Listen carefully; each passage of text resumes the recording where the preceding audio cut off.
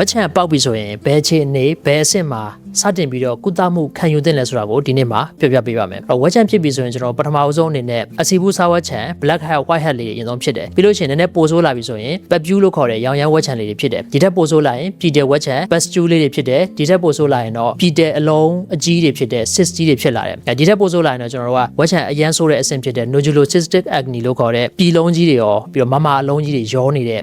ဆိုးရတဲ့ဝက်ချံတွေဖြစ်လာတယ်ပေါ့ဒီလိုအဆင့်တွေမှာဆိုရင်ကျွန်တော်ကဘယ်အဆင့်ကိုရောက်မှကုသမှုကိုစတင်သင့်လဲဆိုတာကိုဒီနေ့မှာပြပြပေးပါမယ်အဖြေကတော့ဝက်ချံဖြစ်ပြီဆိုရင်ကိုကဝက်ချံစပေါက်တဲ့အဆင့်စတင်ပြီးတော့တတိထားမိတဲ့အဆင့်ကနေပြီးတော့စောနိုင်သမျှအစောဆုံးကုသမှုခံယူသင့်ပါတယ်အဲ့တော့ဘာကြောင့်လဲဆိုတာကိုကျွန်တော်ဒီနေ့မှာအချက်6ချက်နဲ့လိုရင်းတို့ရှင်ပြပြပေးပါမယ်အဲ့တော့ဝက်ချံကိုဘာကြောင့်စောစောကုသသင့်လဲဆိုရင်နံပါတ်1အချက်ကတော့ရောင်ရမ်းဝက်ချံဖြစ်တဲ့အဆင့်ကိုမရောက်အောင်လို့ကောက်ွယ်ပေးတယ်။ဝက်ချံကိုစောစောကုမယ်ဆိုရင်ကျွန်တော်တို့ကဒီစားဝက်ချံအစီဘူးလေးအဆင့်မှာတယ်စတင်ပြီးတော့ကုသမှုခံယူမယ်ဆိုရင်ဒီထက်ပိုမဆိုးတော့ဘဲနဲ့ဒီအဆင့်မှာတယ်ဝက်ချံကတက်တာသွားမယ်။ဒါဆိုရင်ပိုးဝင်တဲ့လက္ခဏာတွေဖြစ်တဲ့ရောင်ရမ်းဝက်ချံတွေပြည်တဲ့ဝက်ချံတွေမဖြစ်အောင်လို့ကောက်ွယ်ပေးတယ်။ဒါကြောင့်မလို့ကျွန်တော်တို့ဝက်ချံကိုစောစောကုတင်တာဖြစ်ပါတယ်။နောက်နံပါတ်2အချက်ကတော့ဝက်ချံကိုစောစောကုမယ်ဆိုရင်ကျွန်တော်တို့အမာရွတ်တွေမကြံတော့ဘူး။ဝက်ချံကိုကျွန်တော်ရောင်ရမ်းဝက်ချံတွေဖြစ်မှပြည်တယ်မှအရန်ဆိုးမှကုမယ်ဆိုရင်ရောင်ရမ်းမှုတွေကြောင့်မလို့ကျွန်တော်တို့အရေပြားရဲ့ train ထဲမှာရှိတဲ့ collagen တွေ elastin တွေစားတဲ့ဒီဓာတ်တွေအဆုံးရှုံးသွားတာဖြစ်တဲ့အတွက်ကြောင့်မလို့အဲ့နေရာမှာဝက်ချံပျောက်သွားခဲ့ရင်တော့မှဂျိုင်းခွက်ကြီးအမာယုကြီးတွေကြံခဲ့တယ်။ကျွန်တော်အဲ့ဂျိုင်းခွက်အမာယုတွေကြံခဲ့ပြီဆိုရင်ကိုယ့်ရဲ့မျက်နှာမှာ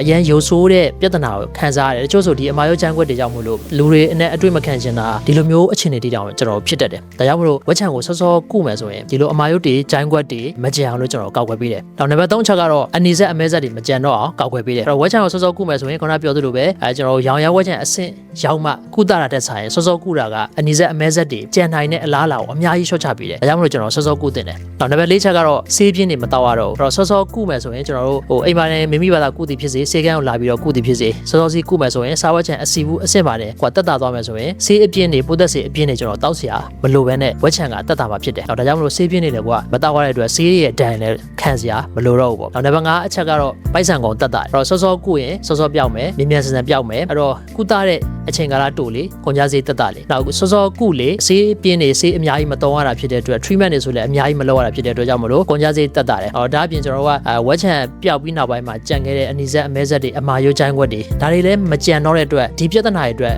ထပ်ပြီးတော့ကုန်ကြစိတ်တွေလည်းမရှိတော့ဘူးဒါကြောင့်မလို့ပိုက်ဆံကိုတက်တာတာပေါ့နောက်နံပါတ်6ချက်ကတော့စိတ်ချမ်းသာစေတယ်အဲ့တော့ဝက်ချံစောစောကုပြီးတော့စောစောပျောက်သွားရင်ဘယ်လောက်စိတ်ချမ်းသာစရာကောင်းလဲအဲ့တော့စောစောမကုဘဲနဲ့တော်တော်ကြီးဆိုးမှကုတယ်ဆိုရင်တော်ကြီးကိုအကြာကြီးကုရတယ်တချို့ဆို5-6လကုရတယ်တချို့ဆို2နဲ့ချီပြီးကုရတယ်ဒီလိုချင်းတွေမျိုးဆိုရင်ကျွန်တော်အရင်စညစ်စရာကောင်းတယ်အဲ့တော့စိတ်ဖြည့်ဆည်းမှုများတယ်လူတော်တဲ့မတိုးချင်အောင်လို့ဖြစ်တယ်ဒါကြောင့်မလို့ကျွန်တော်တို့ကဝက်ချံကိုစောစောကုတင်တာဒီတော့အနည်းချုပ်ပြောရမယ်ဆိုရင်ဝက်ချံကိုဘယ်ချိန်မှာစတင်ပြီးတော့ကုသမှုခံယူတင်လဲဆိုရင်စပြီးတော့ဖြစ်တဲ့အချိန်မှာတတိထားမိပြီဆိုတာနဲ့ကုသမှုခံယူတင်တယ်စောနိုင်သမျှစောစောကုတာကတော့အကောင်းဆုံးပဲဖြစ်ပါတယ်